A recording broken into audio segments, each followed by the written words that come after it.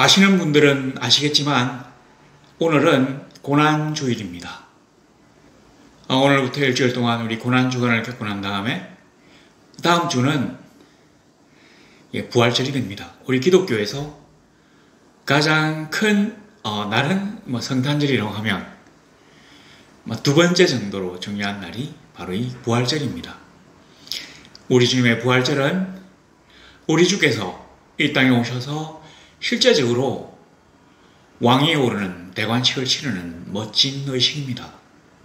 피와 가시와 찢김과 상함 다음에 그가 왕으로 온 세상을 구원하는 이 땅에 하나님의 나라를 실질적으로 이루어 나가는 놀랍고도 굉장한 날이고, 주님의 부활뿐만 아니라 그를 따르며 그를 믿는 온 성도들의 부활의 계기가 되는 그러한 날이기도 합니다. 그래서 우리가 부활절을 기념하는 것입니다. 근데 이제 부활절을 맞으려고 하면 일주일의 어떤 고난주간이 필요한 법인데, 자, 오늘 이 성경 본문에 나와 있는 또 그들 사이에 그중 누가 크냐 하는 다툼이 난지라, 이게 어떤 날이냐면 주께서 십자가에 달려 돌아가시는 오늘. 여기 보면 맨 마지막에, 오늘 그 본문의 맨 마지막에 34절인데 오늘 닭 울기 전에 내가 3번 나를 모른다고 부인하리라. 이제 주님이 십자가에 달리기 전 마지막 날이 되었습니다.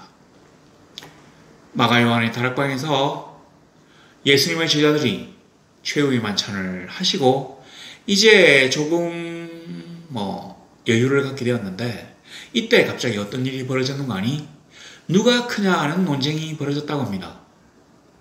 근데 누가 크냐라고 하는 말을 우리식으로 들으면 약간 어떤 여감이 좀 부족한데, 영어식으로 이렇게 딱 생각한다면, 그러니까 이 원문에서 우리 얘기하고 있는 그런 어감을 우리가 고려한다면, 이 중에서, 이 제자들 중에서 누가 가장 큰 사람이 될지를 한번 얘기해보자.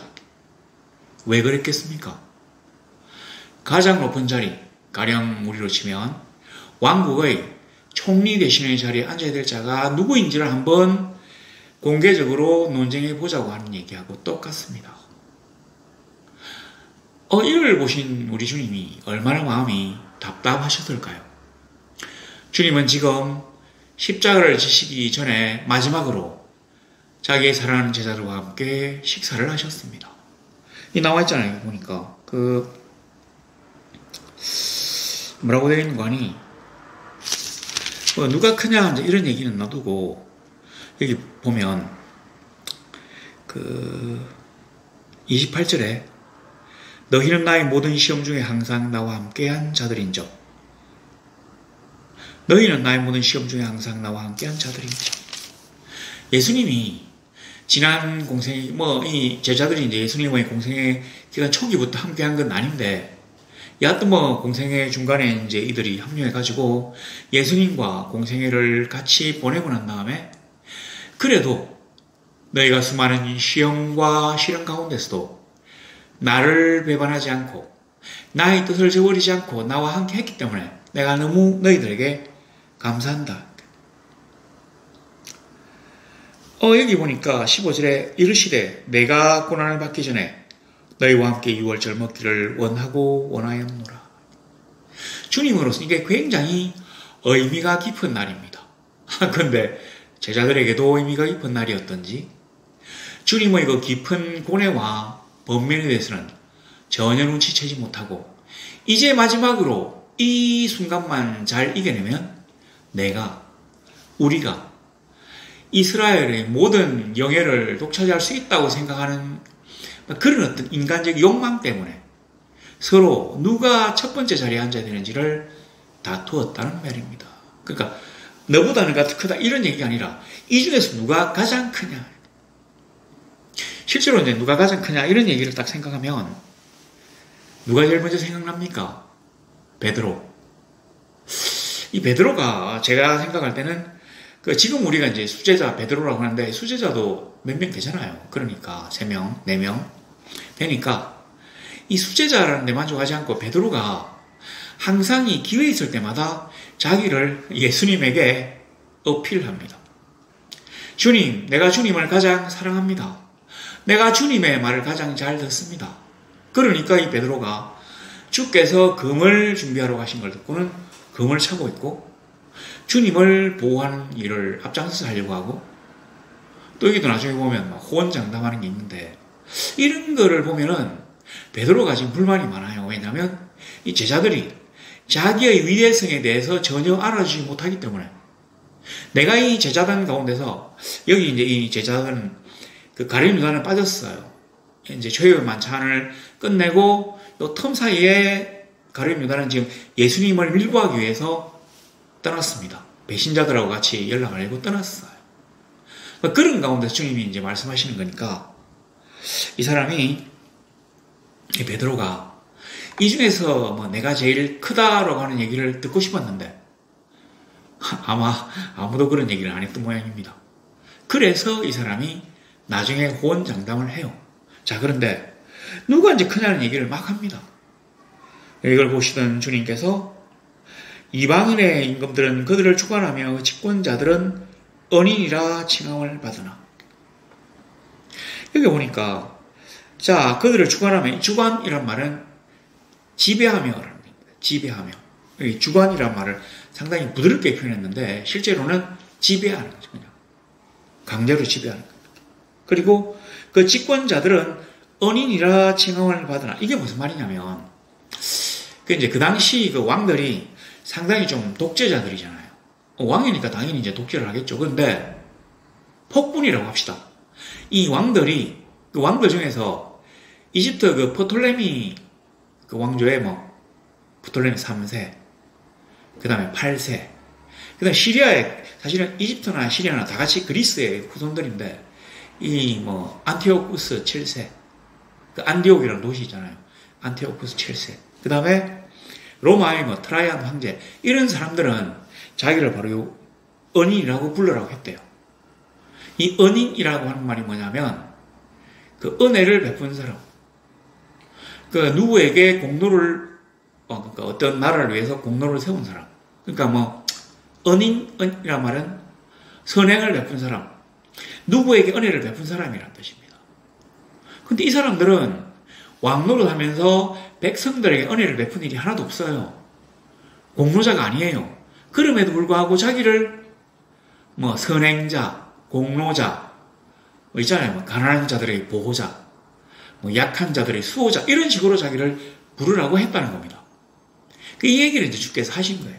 그런데 너희는 그렇지 않을지니 라는 말 앞에 사실은 생략된 게 있는데, 그러나 정반대로 너희는 그래서는 안 된다. 그러니까 안을지니 너희 중에 큰 자는 젊은 자와 같고 섬기는 자와 같을지니 같고 같을지니 이렇게 주께서 아주 부드럽게 말씀하신 게 아닙니다. 원문의 어떤 그 뉘앙스는 뭐라고 하냐면 그래서는 안 된다. 같아야 된다. 같아야 된다. 뭐냐면 너희 중에 큰 자는 젊은 자와 같고, 이 큰 자는 나이 든 사람, 그 다음에 큰 자는 젊은 자고, 이 큰 자는 나이 든 사람은 젊은 사람하고 같이 행동해야 된다. 그 옛날에 그 초대 교회는 아마 그 나이 든 노인들이 높은 자리를 차지했던 것 같아요. 지금도 그렇겠지만 우리가 지금 장로나 권사 같은 이런 직위에 앉고, 그리고 청년들이 이제 열심히 일을 하는 거죠. 요즘 몰라도 한 20, 30년 전만 해도 청년부가 아주 열심히 노력을 많이 했습니다. 요즘은 잘 모르겠어요. 우리 교회는 청년부가 없어가지고 잘 모르겠는데, 그 청년들 일을 많이 하잖아요. 교회 대청소라든지, 그 다음에 교회 이사, 그 다음에 주일학교 교사, 성가대 대원, 그리고 교회 묘지, 관리, 엄청나게 이제 많은, 단기 선교, 진짜로 많은 섬김, 봉사를 하는데, 앉아가지고 나이 들었다고 이렇게 있지 말고, 일하는 사람하고 똑같아야 된다는 얘기를 주께서 하신 겁니다. 근데 여기 뒤에 보면, 다스리는 자는 섬기는 자와 같을지니라. 이 말이 뭐냐면, 이 다스리는 자가 사실은 감독이란 말이에요. 감독. 그러니까 목사라는 말이거든요. 근데 섬기는 자는 집사예요. 그러니까 요즘 우리 목사와 집사 이렇게 생각하면 좀 곤란하지만, 그러니까 이제 다스리는 자와 섬기는 자라고 해놨는데, 우리가 교회의 지도자라고 해서 이래라 저래라 하는 게 아니라 이 교회를 섬겨야 된다고 하는 얘기입니다. 그래서 우리 보통 목사가 자기를 소개할 때 뭐라고 합니까? 저는 정관 누리교회를 섬기고 있는 홍정일 목사입니다. 이렇게 얘기를 하죠. 이렇게 얘기 안 합니다. 저는 정관 누리교회를 다스리고 있는 홍정일 감독입니다. 이렇게 얘기 안 하잖아요. 이제 그런 식으로. 근데 제가 이 얘기를 다 듣고 난 다음에 좀 우스개 얘기인데, 뭐가 생각나면 정치꾼들이 막 생각나요. 이제 대통령이나 국회의원이나 이런 막 선거가 있으면, 나와 자기를 막 뽑아달라고 막 이제 이렇게 캠페인을 벌이는데, 뭐라고 합니까? 제가 이 나라를 위해서 봉사할 수 있도록 기회를 주십시오. 제가 이 나라의 공복이 되겠습니다. 복이란 말은 노비라는 말이거든요. 노예. 공공노예가 되겠습니다. 근데 그 사람들이 자기를 노예라고 생각합니까? 말은 그렇게 하지만, 선거일이나 아니면 선거 캠페인 하는 동안에 막 누구에게도 고개를 팍팍 숙이면서 막 좋은 소리를 하고, 사람들을 막 이렇게 아이고 어르신의 삶에서 막 굽신대고, 사람들에게 유익된 말들을 막 하지만, 실제로 이 사람들이 한 자리를 차지하고 난 다음에는 다스리려고 하고, 반말 찍찍거리고, 자기하고 별 볼일 없는 사람들에게는 아는 척도 하지 않고, 아주 교만하고 건방집니다. 그게 똑같아요. 2000년 전에도 스스로 자기를 막 이 나라의 백성의 섬기는 자다, 아니면 백성의 수호자다, 아니면 백성의 선행자다, 이런 식으로 자기를 포장했지만 실제적으로는 폭군이죠, 폭군. 그러니까 자기를 스스로 높이는 자, 남들을 괴롭히지만 아주 자기를 포장하는 자, 선행을 베푸는 자로 포장하는 자들은 실질적으로는 전혀 섬기는 자가 아닙니다. 그러니까 예수님이 그래서 안 된다고 하는. 근데 자, 요 얘기를 딱 들어보면 우리가 어떤 게 느껴집니까? 지금 주님은 제자들이 지금 오해하고 있다는 걸 아셨어요. 이제 제자들은 이번 6월절 기간에 아마 무슨 큰 폭동이 일어났는지 민중 봉기가 일어난다지 해서 예수님이 아마 왕이 되실 거다, 이런 생각을 이제 하고는 누가 제일 높은 자리에 앉아야 되는지를 막 지금 서로 싸우고 있는데, 예수님이 말씀하신 하나님의 나라, 하늘 왕국은 이 지상의 왕국하고 다르거든요. 근데 그걸 갖다가 제자들이 모르고 있구나 하는 걸 주님이 아셨어요. 그래서 이렇게 말씀하신 겁니다. 너희가 높아지려 하느냐? 낮아져라. 너희가 다스리려 하느냐? 그럼 먼저 저들을 섬겨라. 그리고 누가복음 본문에 나와 있지 않지만 예수께서 요한복음에는 세족식을 하잖아요. 이렇게 수건을 딱 걸고는 제자들의 발을 씻기는. 그러니까 이 종도 여러 이제 급이 있는데 그 발 씻기는 종이 아마 제일 좀 서열이 떨어진대요. 제일 높은 종은 이제 집사겠죠. 서서 막 이래라 저래라 다른 종들을 이렇게 지시하는 집사인데, 그런 종 중에 제일 낮은 종이 발을 씻기는 종이거든요. 그걸 보여주심으로써 너희가 왕국의 높은 자리를 차지하려고 하면 먼저 저들을 섬겨라고 말씀하신 겁니다. 자, 그런데 실질적으로 뭡니까? 앉아서 먹는 자가 크냐, 섬기는 자가 크냐, 앉아서 먹는 자가 아니냐. 그러나 나는 섬기는 자로 너희 중에 있노라. 우리가 잘 알고 있습니다. 이 유대에서는 식사 풍습이 기대가 넘는 거거든요. 이 쿠션 같은 게 긴 게 있으면, 우리나라로 치면 좀 빵빵한 베개 같은 게 있으면 그 위에다 다리를 잡고 이렇게 해가지고는 쭉 뻗어가지고는 이렇게 삥 둘러 앉아가지고는, 아니 삥 둘러 누워가지고는 음식을 먹습니다. 그래서 상석과 하석이 있잖아요. 가령 내가 이렇게 쭉 있다가 이 사람 머리 위에 내 다리가 이렇게 가거든요. 그러면 이 사람 발 냄새가 나면 안 되니까 종들이 발을 씻겨요. 그리고는 거기다가 향료를 쫙 붓거든요. 아니면 최소한 감람유라도 부어요. 이렇게. 그래서 제가 기름 냄새가 나도록. 그런데 이렇게 탁 누워가지고 음식을 먹으려고 하면 앉아서 먹는 것에 비해서 이 거리가 짧아요. 그럼 저기 있는 음식을 내가 먹으려고 하면 어떻게 되겠습니까? 이 종이 갖다 줘야 돼요. 이렇게. 물이 떨어졌다. 포도주가 떨어졌다. 그러면 종이 또 따라줘야 돼요. 음식이 떨어지면 종이 갖다 왔다. 그러니까 서가지고 시중드는 종들이 필요하거든요. 그러니까 이렇게 누워가지고 먹는 사람이 높은 사람이냐, 아니면 서서 시중드는 사람이 높은 사람이냐 물어보고는 나는 시중드는 사람들 중에 있다고 말씀하셨어요. 제자들에게 내가 시중 섬기는 자와 함께 있기 때문에 너희도 나를 따라서 섬기는 자가 되라고 말씀하신 겁니다. 자, 그런데 주님은 자기의 제자들에게 이런 말씀을 하셨는데 주께서 성천하시고 난 다음에 마침내 로마 제국이 그리스도교 앞에 무릎을 꿇고 국교로 받 디오클레티아누스? 하여튼 그 사람이 이제 황제가 국교로 정하고 난 다음부터 이방 신전을 그 사람이 빼들어가지고 기독교 예배당으로 주었거든요.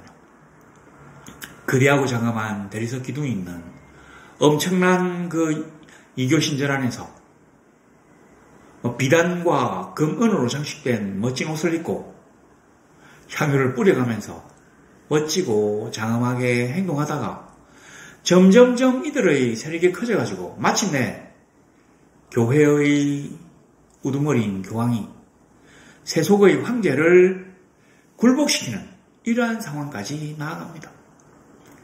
너희가 다스린 자가 되려느냐? 그러면 먼저 섬겨라고 하신 그 주님의 말씀이 채 잊히기도 전에 그들은 실제로 자기를 하나님의 나라의 왕이나 하나님의 나라의 영주로 자리매김하고 성령의 금 대신에 말씀으로 저들의 심령을 쪼개는 것 대신에 물질적인 실제적인 금을 가지고 군대를 이끌고는 일반인들을 징치하는 단계까지 나가게 됩니다. 제가 이런 얘기에 사람들이 상당히 인기가 없는 것 같은데 제가 좀 마음에 안 드는 게 뭐냐면 그 큰 교회 목사들에게 그 비서가 있다고 하는 게 참 마음에 안 들어요. 실제로 이제 일을 하다 보면 아무나 만나줄 수 없고 시간 분배를 위해서는 뭔가 좀 있어야 되는 건 맞는데 그렇다고 해도 우리의 본질이 변하는 건 아닙니다. 우리 교회가 아무리 크다고 해도 우리의 본질이 변하지는 않아요. 우리는 교회를 섬기는 자들입니다. 우리는 회중을 섬기는 자예요. 저들을 지배하고 다스리고 이끄는 자가 아닙니다. 우리가 저들을 이끈다고 하는 그 이끔에는 복음에 관한 한, 그리스도의 진리에 관한 한이라고 하는 말이 들어 있습니다. 강단에서 하나님의 말씀을 맹렬히 전하고 누가 뭐래도 나는 진리를 포기할 수 없다고 얘기하고 강단 밑에 내려와서는 모든 사람에게 겸손하고 친절하고 온유하게 대해야 될 교회와 회중을 섬겨야 될 의무가 있습니다. 그것이 주께서 십자가를 지시기 전 마지막 날 밤에 저들에게 최후의 만찬을 베푸시고 난 다음에 당부하신 말입니다. 그런데 우리는 그걸 까맣게 잊었어요. 우리는 마치 종교기저귀로도 된 양, 가난한 자와 약한 자들을 멸시합니다. 놀라운 일이에요. 제가 이런 사실들을 많이 알고 참 할 말이 많지만 혹여라도 그분들에게 피해가 갈까 싶어서 말은 안 하겠습니다. 우리가 이런 모습을 탈피하지 못한다면 이 땅에 내일의 교회는 존재하지 않습니다. 우리가 주께서 마지막 날 당부하신 그 명령대로 행해야만이 다음 세기를 기약할 수 있습니다. 하여튼 그런데 주께서도 뭐라고 하십니까? 너희는 나의 모든 시험 중에 항상 나와 함께한 자들인자. 이제 주님이 이제 마지막 날 밤이니까 몇 시간 있으면 이제 끝이니까 이제 이렇게 말씀하셨어요. 그런데 정말로 놀랍습니다. 바로 너무 밑에 보세요. 31절에 시몬아 시몬아 보라, 사탄이 너희를 밀가부르하려고 요구하였으나 그러나 내가 너를 위하여 내 믿음이 떨어지지 않기를 기도하였노니 너는 돌이킨 후에 내 형제를 붙게 하라. 근데 보세요. 31절에 시몬아 시몬아 그 앞에 이스라엘 12지파를 다스리게 하려 하노라. 예수님이 지금 제자들에게 사기를 치신 게 아니에요. 내 아버지께서 나라를 내게 맡기신 것 같이 나도 너에게 맡겨. 그러니까 내 아버지께서 나에게 왕국을 위임하셨기 때문에 나도 너희들에게 왕국을 다스릴 권리를 위임하겠다. 이 얘기입니다. 하나님의 나라, 하늘 왕국을 다스릴 수 있는 권세를 주겠대요. 그리고는 내 나라에서 내 상에서 먹고 마시며 또는 보좌에 앉아 이스라엘 12지파를 다스리게 하리 하노라. 얘들아, 너희가 지난 세월 동안 모든 시험을 이기며 춥고 배고프고 모욕을 당할 때도 있었지만 정말로 힘들 때도 많았지만 그 모든 상황 가운데서도 이기고 나를 따라서 오늘까지 왔으니 내가 너희들에게 상을 주마. 내가 너희들에게 권세를 줄게. 이 왕국을 위임해가지고 분봉왕과 총독의 자리를 줄게. 대신으로 삼아서 왕궁에서 나와 함께 먹도록 해줄게. 야, 이쪽 유다나라나 그 로마 이쪽에는 왕들이 그 자기 신하들하고 같이 먹었대요. 공을 많이 세운 신하나 자기가 총애하는 신하들을 이렇게 불러가지고 같이 막 이렇게 식사를 했다고 하는데 그렇게 해줄게. 그리고 이스라엘 12지파를 다스리게 해줄게. 이래놓고 갑자기 시모나 딱 부르십니다. 그러니까 예수님이 이제 말씀하시는데 제자들끼리 막 자기들끼리 막 떠들었다 이렇게 보기엔 좀 곤란하고 주께서 이런 말씀을 다 하시니까 번개처럼 시몬 베드로의 마음속에 사탄이가 침투했다는 얘기입니다. 영안이 딱 떠이신 주님께서 그걸 보신 거죠. 여기 이제 마태와 마가에서는 요 이야기 내 믿음이 떨어지지 않기를 기도하였노니 너는 돌아가는 여인의 행제를 붙게 하라. 이러고 다 굴기 전 네가 3번 나를 부인하라. 이런 말씀을 어디서 하신 걸로 적어놨느냐 하면 감람산에서 이렇게 하신 걸로 돼 있어요. 근데 실제로는 누가복음의 진술이 시간이 누가복음에 있는 그대로입니다. 그러니까 최후의 만찬이 끝나고 난 다음에 이 말씀을 하셨어요. 자, 그런데 성경은 각자 이제 기록자에 의해서 뭔가 이렇게 의도가 있는 건데 이 누가는 뭐를 얘기하고 싶었느냐면 지금 사람들이 막 기분이 좋아가지고 한 자리 하겠다고 막 제자들이 붕 떴는데 그러니까 이 중에서 가장 높은 자리를 차지할 사람을 서로 이렇게 막 얘기했는데 베드로가 불만이 많아요. 자기 생각에는 자기가 수제자인데 왜 다른 제자들은 자기의 수제자권을 인정 안 하는지 화가 나요. 요한은 주님이 나를 가장 사랑하신다.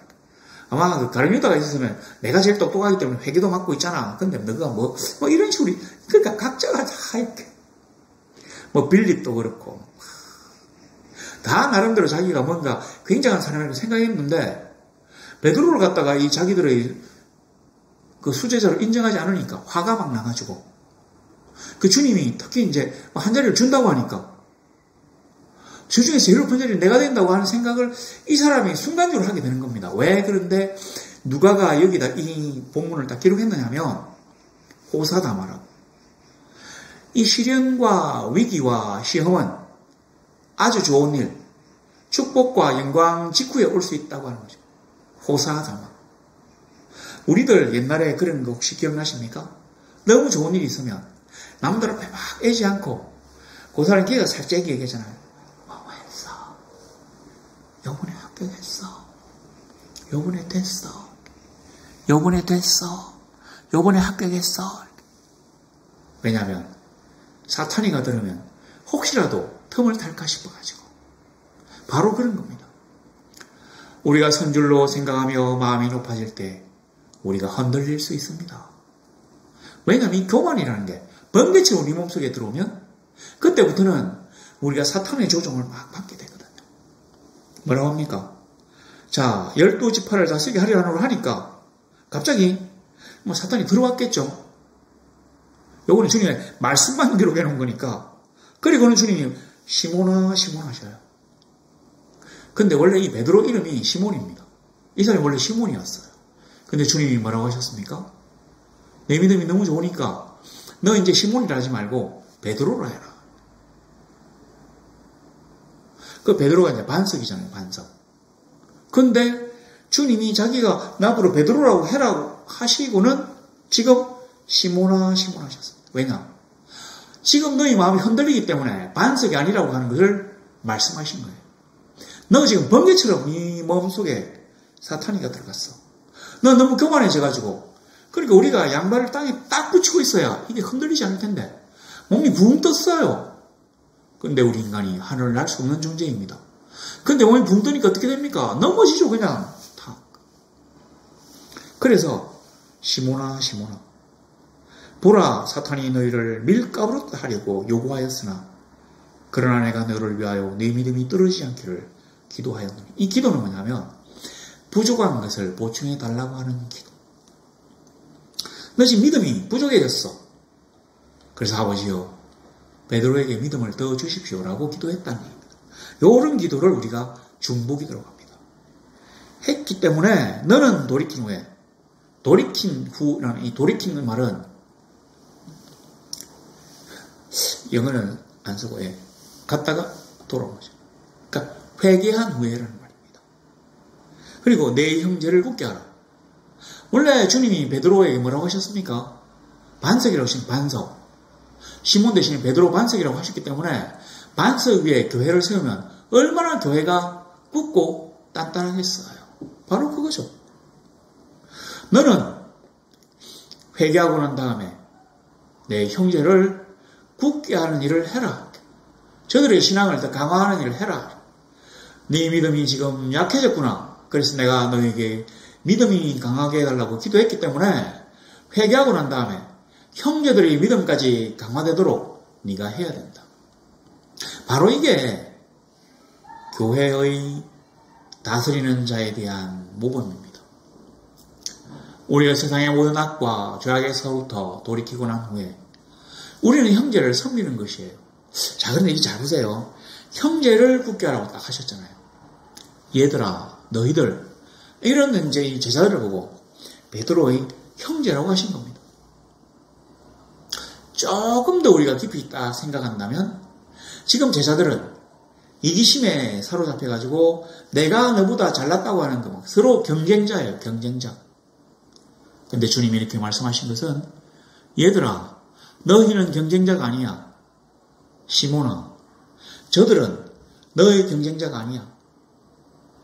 내가 너를 베드로라고 하고 그래서 너에게 굉장히 큰 사랑을 베풀었지만 그것은 저들 형제들 그러니까 너와 운명 공동체인 형제들을 강화시키기 위해 필요한 일이기 때문에 내가 그렇게 하는 것이야.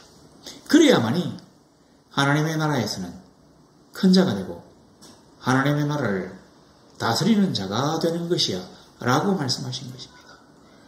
우리도 마찬가지입니다.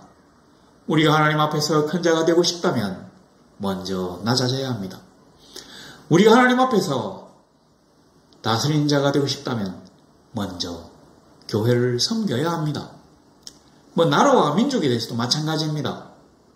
하나님의 나라는 이방 나라와 다릅니다. 우리가 거대한 예배당에서 높고 영화로운 강단에서 장엄한 음성을 발해야만이 다스리는 자와 지도자라는 얘기가 아니에요.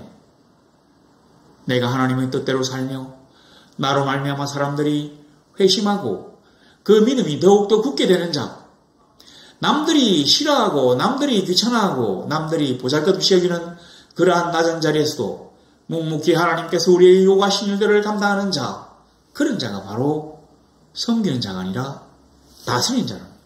그런 자가 바로 낮은 자가 아니라 큰 자라고 하는 것입니다. 하나님의 나라는 지상의 이방인들 왕과 전혀 다릅니다. 자, 그리고 난 다음에 그러니까 이제 베드로가 막 더 화가 났는가 봐요. 아, 주님이 이렇게도 나를 몰라주시나 정말 이래갖고 내가 한 자리 하겠어 생각하고는 그가 말하되 주여 내가 주와 함께 오게도 죽는 데도 가기를 각오하였나이다. 주님 정확하시죠?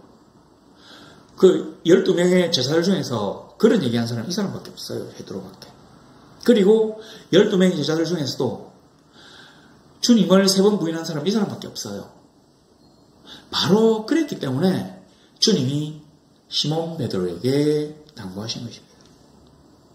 호언장담 할 게 없습니다. 주여 나는 어떻게 하겠습니다. 주여 나는 어떤 일이 있어도 그런 호언장담은 할 필요가 없어요. 왜냐하면 그거 자체가 교만이거든요. 나도 나를 모르는데 어떻게 앞니를 갖다가 내가 지금 주님 앞에 호언장담할 수 있단 말입니까? 절대로 그럴 수가 없습니다. 우리는 겸손하게 주여 나의 약함을 아시오니 나로 하여금 아버지를 배신하지 않게 해주십시오 라고 기도하는 것으로 충분합니다. 그래서 제가 이 말을 듣고 깜짝 놀랐어요. 베드로야 내가 네게 말하노니 오늘 다 굴기 전에, 내일이 아니에요. 오늘 다 굴기 전에. 우리는 한치 앞을 알지 못하는 연약한 인간입니다. 그래서 누구 앞에서인지 호언장담할 수가 없습니다. 그래서 주님 앞에 겸손하게 엎드리면 됩니다. 예배당 초란 예배당의 저 뒷구석에서 주여 나는 죄인이로소이다. 내가 아버지 앞에 거래를 갚을 길이 없습니다. 주여 나를 불쌍히 여기소서. 기도하는 모든 성도들에게, 그리고 자기 나름대로의 방식으로 성도로서의 삶을 이 세상에서 묵묵하게 살아가는 모든 이들에게 우리 주 예수 그리스도의 특별하신 은총이 함께 하실 것을 간절히 소망합니다.